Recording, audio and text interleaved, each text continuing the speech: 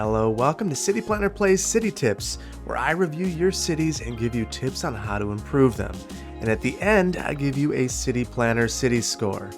Now, just a reminder, this is not a series where I roast the creator. I try to give you constructive feedback that you could use to improve your city. Today's map was submitted by a creator on the Discord server, Secaira. This is actually the second map that was ever submitted for the series, and I'm really excited to take a look. Secaira is an architect by trade and an experienced City Skylines player, and it's quite obvious. This is really a special looking city. It's beautiful. There's a lot going on here, and a lot of hours were poured into making this city. And there are over 500 mods and assets in this build, which make the city feel really unique. So I want to dive right in because there's a lot to take in here. I will say that I have had a couple of Clearwater County issues here, so I had to disable the fire spreading. And the other thing I wanted to mention is that I do not actually know what map theme was used on this particular build. So I chose one by Mr. Miyagi that is of Tel Aviv, Israel, and I think it fits well here. Maybe this isn't what the original intent was, but it's what we're going with. It's what I've got, and I like it. So let's dive right in. And we're going to start out with the map. This is an absolutely beautiful map. So let's zoom out here. And what you can see is that there are mountain ranges surrounding it. We've got an ocean right here. We've got river. We've also got, if we zoom in a bit, we've got a little stream here. We've got this little lagoon. We've got a nice little river right here. It's really a spectacular map. We've got an island right here, and then we have my favorite part of the map, which is if you come and look out, the creator of the map has actually put the time into adding relief in the ocean. What it makes it, what the effect that it gives it, is that it looks like there's something beyond the water. I haven't actually seen this in another map, and I love it. So when we take a look, I just want to show you how they've done this because it's so cool. So we'll come and we'll look at our terrain, and you can see that out in the water they've actually created these little islands. They're underwater islands. They're not even at the sea level, but because they're out there and it's not totally flat, when we come and we take a look, it appears that there's something in the distance. And that is just such an innovative way to design your map. So the other thing about this map is that it has every transportation feature available to it. There are highways going basically out every corner of the map.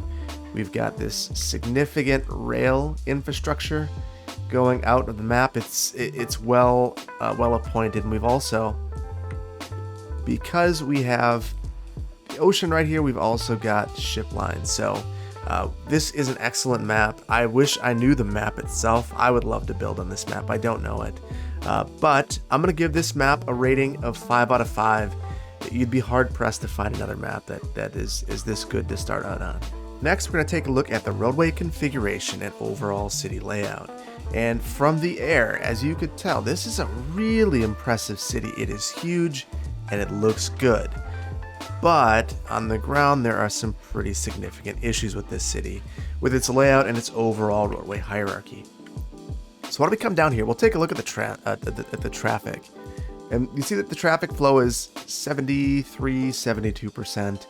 And one of the main reasons for that is that I think that the creator of this didn't keep the cardinal rule that I keep in the back of my head in mind whenever I make a city.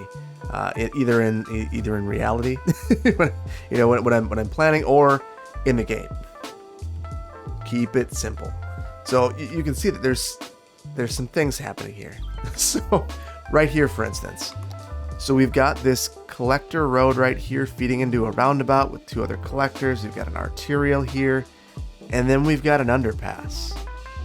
And this underpass, so it's a local road here, turns into a highway, and then if we take a look, it kind of slingshots back around here and brings people to the other side of the roundabout, where apparently they're deciding this is an excellent place to get back in the roundabout and go back. I don't really understand what's going on there.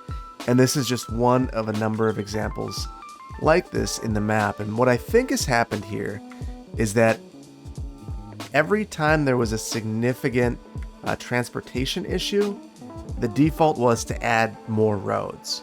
And this reminds me a lot of a city I used to live in, Los Angeles. Just add roads anytime there are problems. And then there are things like this that are creative, but not necessarily helpful. So what we have here is we have a trumpet interchange, and it's a fine interchange. I would say that this queuing distance probably is a little challenging. We've got another trumpet here. But then we've got these roundabout things off the trumpet. So what this tells me is maybe this should have been a diamond, but instead we have this. And then we have a roundabout here, and when I've looked at these, there's something interesting. So this roundabout does see utilization all the way around. So does this one. Some of these do, or I should say all of the ones I'm identifying do, but I've seen some roundabouts coming off these highway interchanges that don't actually have vehicles using all of their movements. And of course, now I'm going to look for one and not be able to find it. But either way, the point is, there are these roundabouts that don't really have a purpose. There's no reason for this to be a roundabout. It just happens to be one. So lots of very confusing roadway connections. And I think that the way to fix a lot of this is just to remove it. So let's look at one of the more complicated areas and see if there's anything we could do to improve it. So this isn't complicated, but it's being made complicated. So they've done an excellent job. They put this diverging diamond in here. You know, I have mixed emotions. Right here we have this significant highway just dividing these two neighborhoods in half. We take a look. We've got homes and jobs over here, and we've got homes and jobs over here. And if you want to get across, you have to take the diverging diamond, or you can walk. Those are your options. So if you are right, let's pop out of here. If you're right here, see where you're going. You're going through the diverging diamond. If you're over here, you're going through this diverging diamond. If you're right here, well, I guess you're so far away you're not getting to the diverging diamond. Right here, diverging diamond. Right here, diamond. You get the picture. Everyone is being forced to take this. So I think that this caused a number of traffic backups. So what the creator decided to do was go ahead and resolve and remedy those backups with this really long ramp. So this to me, we could take a look, and I'm sure this has a ton of utilization. Yeah. Wow. That is a lot of, it looks like it's private vehicles, trucks. Yeah, there's a lot. When we look over here, what land uses do we have? It's just like a commercial district. I don't really get it. I would look at this and think, this is the kind of thing we want to avoid. Okay, so now those movements are being forced onto the highway, but I think that's better than forcing them through this crazy long tunnel. But the bigger question here is, why do we have this highway here in general? We're using this as our arterial. We have local roads connecting into it, and we've got some other stuff happening here. So right here, this is probably one of my favorite things that I found. So we've got this highway. It divides off into two highways. And then there's a connection over to this other road here, which is actually the highway. So you could take a U-turn, I guess. I don't know. There's a lot going on here. And this is for a new neighborhood that hasn't been developed yet. But I think that it's really overthinking the highway network and making it more than it actually needs to be. And when you do that, and you add this complication, you're gonna cause problems for yourself. So in this particular instance, now I'm not suggesting that maybe they don't need this highway. Okay, well maybe I am. But so let's try something. I'm gonna get rid of this road here, replace it with an arterial, and make some key connectivity through here. Take a look. It's congested. Let's see if we can lighten the load here. All right, so I've tried to get this working, but there's so much happening here and so many things that would need to be changed to make this work. It's a bigger job than I want to tackle right here. But suffice it to say, roadway hierarchy has not been followed. There are kind of wonky solutions, and those sorts of things just don't work. When in doubt, keep it simple. The more that you add, the more confusing it gets, and the more chances for things like this backup you have. And, just throwing in random arterials and things like that, it doesn't work. So for the roadway configuration and city layout, this is the sort of thing that you basically see throughout the city. I do like the way it looks. It just doesn't function. So I'm going to give this a 2.5 out of 5 for good aesthetics, but poor overall layout. Okay, so next is land use planning. And that is one of the places where I think the city does a lot of really unique things, some of it really good and some of it not so good. So let's turn on our land use, so that we can see what's happening here. And let's start with the good. This mayor, this planner, is really sprinkled in a number of uses all over the place. You can see that from block to block. We are going from commercial to residential. We have a variety of buildings, everything from European to green cities. We have office. Everything is within walking distance, and I absolutely adore that. It's an excellent thing to do, and it's what you like to see in a real city too. You want to make sure that your land uses are diverse, that you can walk to things, that you can get around. And I think what's really impressive is with the size of this city, it's not just the downtown area where they've done that. From block to block, things are changing here. Now, one place where I think they could improve, right here, you can see that they divided a block in half. I love to see that more often, and I'd love to see little nodes of commercial and residential areas, things of that nature. Instead, what you see is kind of like these blocks of commercial with towers around it. So that's a little bit problematic in my mind, but it's not that big of a deal. I also see interesting things like these green cities buildings flanking what appears to be a petroleum refinery, which I think is kind of a curious decision, particularly with the random towers. I guess maybe they're trying to emulate Houston. Without the zoning code, you'll see a random tower from time to time. But in general, when you look at the land uses, they're logical for the most part. You have a nice mix. You have your commercial uses along collectors, residential uses, away from collectors and arterials. And then you even see here where you have this nice high school campus. You also have some commercial so that the kids can go and grab a bite to eat, or charge their electric vehicles. So, whatever works. One of the critiques I have of this build generally, though, we just look around. Here's a good example. So I love this little community that they've created, but what I don't love is that there is a very stark transition between the low density and the high density uses. Now, one of the things that I've mentioned in other videos is that it's really nice to be able to put the high-rise ban on some of these taller buildings and transition and taper down. That was what I said in the previous episode of City Tips as well, and I've talked about this in some of my videos. So I would love to see some sort of transition rather than going from what appears to be, like a 25-story tower to a single-family house. We would have some step down there, some mid-rise buildings. And you can do that either by having commercial, like just the traditional low density commercial comes out to be like 6 stories, or you could put the density cap. Now, one of the problems is when you use green cities, a lot of these buildings are bigger. You could also zone smaller lots, and that would help too.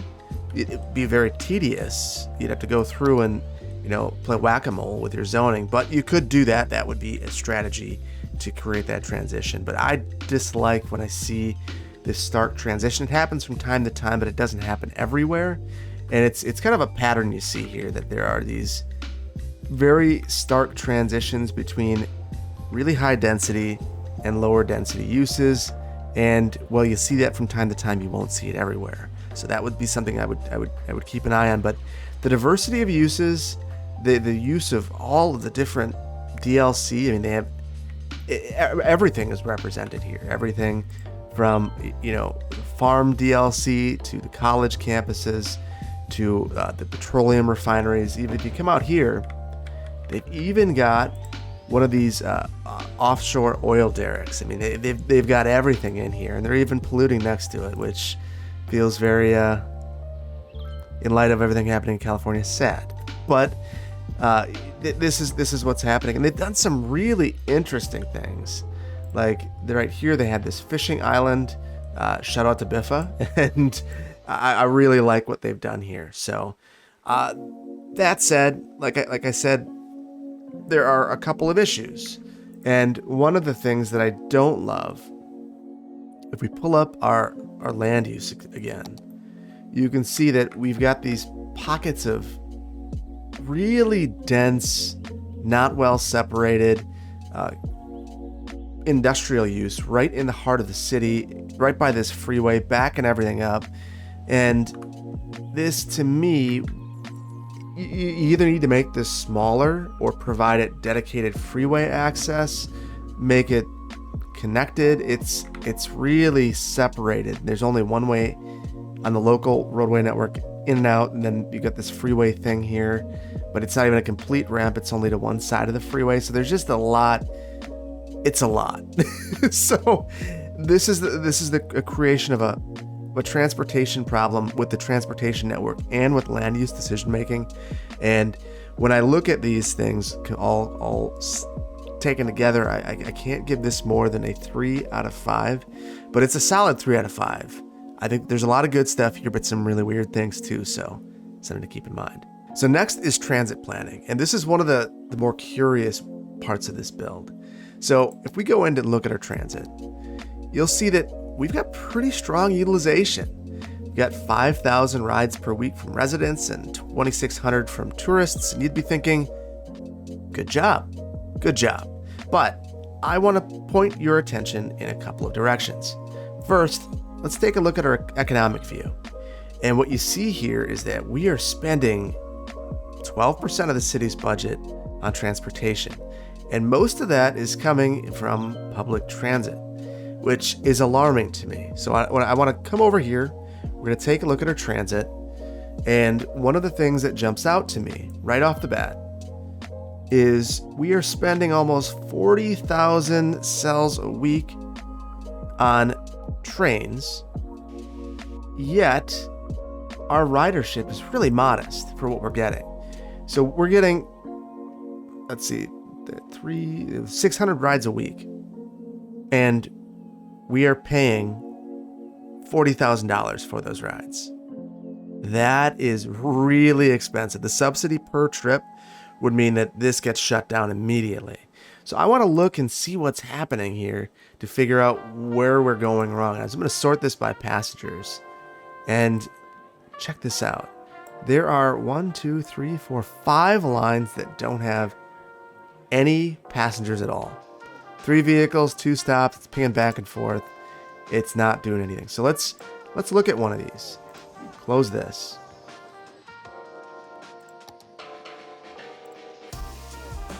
So I'm going to turn all of these lines off, and I want to take a look. Let's look at train line 9.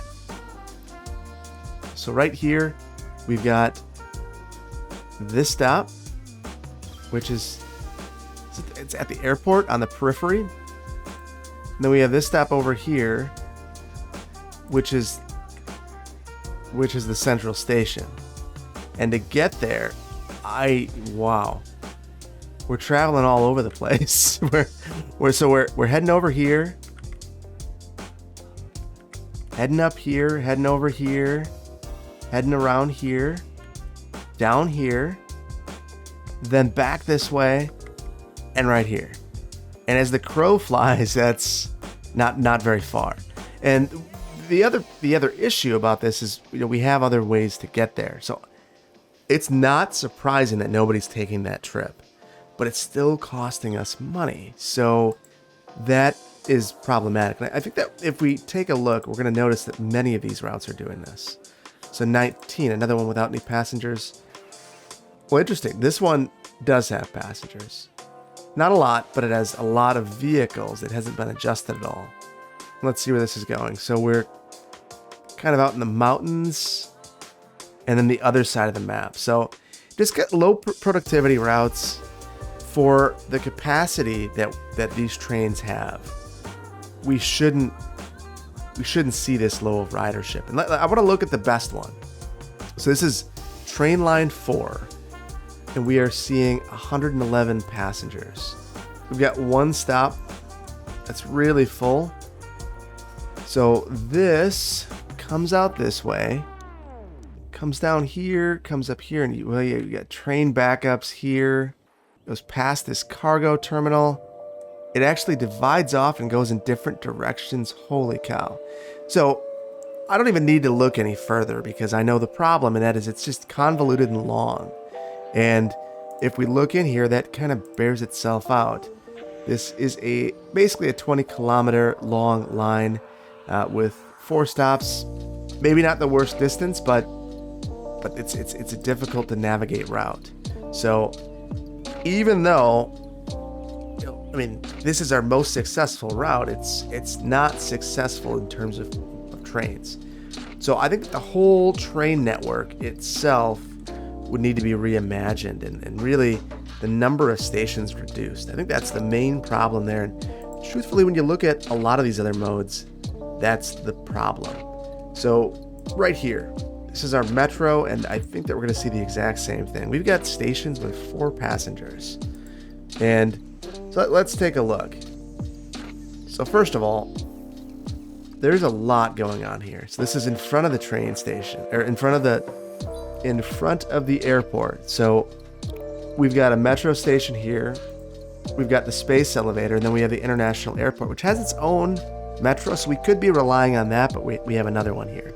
That's not the end of the world, but we have these connected. That's a bigger problem. So now we have this train traffic, or this metro traffic, conflicting, and it's making a very sharp junction, so you can't pick up speed, and these stops are close. There's no reason why you would ever need to take the subway from the airport across the street, but you could. And that's kind of a pattern that I've seen when I look at this network. So this is one of the routes that's a little bit better, but when we look at some of the lower productivity routes, you'll see that is clearly the problem. And I guess that was one of the lower productivity routes. So let's look at this one. 6 passengers, 1 person at each stop. And when we look here, we've got a loop, and all of the stops are very close. And I would imagine, here's a fun trick. We go into here, we click on our land use, and then we click on transit. Now you can see both. And what you see here is right here we have residential, office, industrial, office. No land use. Okay, I guess commercial. So you're connecting a bunch of destinations to one another. You don't really have transfer opportunities. So it's just, if you were going from an office to a commercial zone, you're good, but everything else is tough. So these are the sorts of things that I think are challenging with the transit network. Really, all of these lines don't need to be linked together like this. You need to have transfer opportunities, but not necessarily a looping system. And you need to spread apart some of these stops. It's really thinking about the hierarchy of the transit network. And the nice thing is they organize it for you right here. So buses at the bottom, then you get some of these trolley buses and trams, metro, trains. That is the hierarchy in that order. And your stop spacing for buses should be closer, and then the further out you go, the longer that stop spacing should be. So if you're not using the metros similar to trains, you're doing it wrong. They're too close. Obviously, the trains should be very far, but metro should be pretty far too. The catchment area for that is about a quarter or half a mile. For a bus stop, it's about half of that. So things to keep in mind. And it's a pattern across all of these. I guess there's one tram line, and this one tram line is actually a loop. It's a circulator. I guess I have less of a problem with that. It's not going to do much besides kind of act as, I guess, kind of a tourism attraction, because it's even this one, it's going around the commercial area, but it misses the residential entirely. So it's the same patterns. I'm not going to belabor it. And with buses, I will look. I'll show you a couple of these. This is our best utilization on a form of transit outside of metro, and we've got routes that don't really go anywhere. So right here, for instance, it's an industrial route. It goes to these industrial areas. It goes to this commercial area, but it doesn't have a transfer opportunity. Not a legitimate one anyway. I guess right here, there's a metro station, but it would be a lot better to get that bus route to some residents. So those are the sorts of issues that I see. So transit's probably one of the weaker parts of this build, and I'm going to give it a 1.5 out of 5. So I'm really happy to get that stuff out of the way, because we've got to get to the really good stuff, because I'm about to really give this map and this creator some high marks. So let's move over to city services. This is one of the places where the builders really excelled. Check out this dam. Holy cow. It is phenomenal. It is huge. It's holding water back. It feels like a reservoir. This is what the dams in California look like. And in Colorado, when you're looking at the reservoirs, you see kind of these fingers of mountains poking out and peaking, and I love the way it looks. This road has utility, and the dam is creating a ton of power. So just excellent utilization of the dam, and this is emblematic of what they've done for utilities in general. And they've even done some things that I have never thought to do that are very creative. So right here we have an eco water outlet. That's not perfect in terms of cleaning the water, but it doesn't matter. They have this floating garbage collector, which is going to clean up that pollution before it gets to this dam. And the result of it is no water pollution. So even though we're getting drinking water from some of these areas, we're not getting polluted water. Just a really outstanding job with the utilities, and really creative work here. The design work is top-notch anyway, but they've put these utilities in places where they just blend into the landscape and don't really... it's not really obstructive in any way, and I really appreciate that. Like, this is an excellent place for this. It's not going to cause flooding. They look good here. They're not getting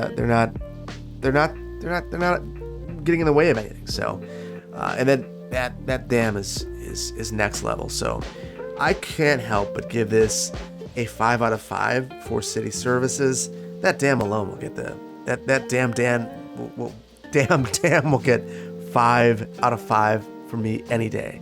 So that's probably saying something. If you want to submit a map, have a cool dam. It's awesome.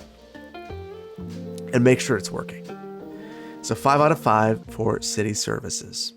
Next, I want to take a look at unique features, and this is another area where the builder has done an excellent job.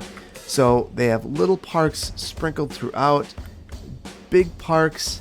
They've got massive campuses. So let's find that campus. Right here, huge college campus. They've even put in parking to serve this football stadium over here. Hopefully that dead person gets picked up. They've got metro stations in here. So even though this might not be the most well-working metro station, the idea is there and it could be fixed. And the design it looks very, very good in each of these areas that they've put together. They've got massive industry areas. They've really tried to do a good job of making each of these buildings feel special. I've seen way too many cities, and I've been guilty of taking these buildings and just plopping them next to each other and really not giving them the respect that they deserve. If you take a look at this modern art museum, I mean, they've made this a place. It's special. You go here and it's an event. And everything from putting fences and rocks and landscaping and parking, and then gazebos and a place for children to play when they're unruly after they've had to spend time in this modern art museum and the parents are going crazy and they take them over to this playground, and I've clearly had that experience once or twice. So that is the sort of thing. And then look at this. They added these rock features here and this pedestrian path. This feels like it just feels like a place that would exist, and I appreciate that. And they're just little details like that with their districting and their unique features throughout this excellent farming area. Just huge tree plantation, forestry area rather. Huge tree plantations, lots of stuff going on, just massive areas that just feel good. Just feels good. So I think that is the description I would give for their really most of their parks. Over here, for instance, they've got an amusement park. Maybe some questionable land use decision making around here. But what I really appreciate is when we look at our districts, they've actually taken this and divided it up so that we get the benefit of this park throughout. They've spread the buildings. They've really made this neighborhood wrap around this really neat park. And they've done other things like this, where they have this soccer field here, and they've made this a campus. I pointed out that high school before. They've added in baseball diamonds and things like that. Things you'd expect to find in a community. A small community is going to have lots of little sports parks. In some cases, maybe they've overdone it, but I would rather err on the side of overdoing it than not doing enough. So in general, I'm really impressed with what they've done with the unique features. They've really gone above and beyond, and they've detailed the heck out of each of these little areas. They don't feel unfinished, which is something that I really struggle with from time to time. Even here, this farm area, lining the farm with trees, making it feel like a place. So for unique features, I'm going to give them a 5 out of 5. And that leads in really nicely to the next thing, which is the aesthetics. And these, unique features and aesthetics really go together. So lots of landscaping. And I obviously love that. We got trees lining this path. They have a bike path and a ped path, not well utilized, but still to have them both here, excellent. And then what I really love when we're talking about the aesthetics is they've gone above and beyond and picked out key assets to really take this city to the next level. This bridge right here, just that's what you get on a postcard. When you see the picture of the city, this is what you get. You get this bridge with that balloon right there. That is exactly what you see. It reminds me of Milwaukee, how you have the art museum, and that's what you see. Same thing here. Another beautiful bridge. This is the city of bridges. We've got different bridges throughout. Maybe this is a little sharp, but we can deal with that. And then look right here, another really cool bridge. And so this save is from before the Bridges and Piers pack, and I'm sure that if I had received this save after that, we would have some of those worked in. But you see, they still worked in other bridges. And so they've spent a lot of time focusing on the little details like this, adding little buildings here and there, adding little bridges here and there. I really appreciate the time that they put into this. Can we talk about this waterfront for just a moment? Wow, just spectacular. Good use of landscaping. Everything that they've done has a sense of purpose and it tells a story. You know that this city prides itself on its beachfront and its skyline, and that really there's a sense of purpose to all of this. So I really appreciate the amount of detail that they've put in, the amount of trees. The city feels natural. They respected the topography for the most part, and it's a really great job with the aesthetics. So I'm gonna give them a 5 out of 5. And drum roll, please. This gets us to our final score, and we have a 27 out of 35, which places this city just slightly in front of our last city. And honestly, both of the cities that we've looked at have been fantastic. I really like this city. There are some issues with the transportation network. Really, that's the big thing here. Transportation planning is so critical, and there's some issues in the city. But the design of the city, it's such a beautiful place. Done a great job incorporating all the DLCs, making the place feel special, making the districts large and unique, making every place feel, really well detailed. and finished. And landscaping, so much landscaping. I love it. Look at all these trees. That is what I like to see. This is when you're flying across this city to get to the airport. That's what you notice. Bridges and trees. You come in here, you feel good. You feel good about your trip. You want to visit. So I'm really impressed with this city. I give kudos to the creator of it, and I look forward to reviewing another city soon.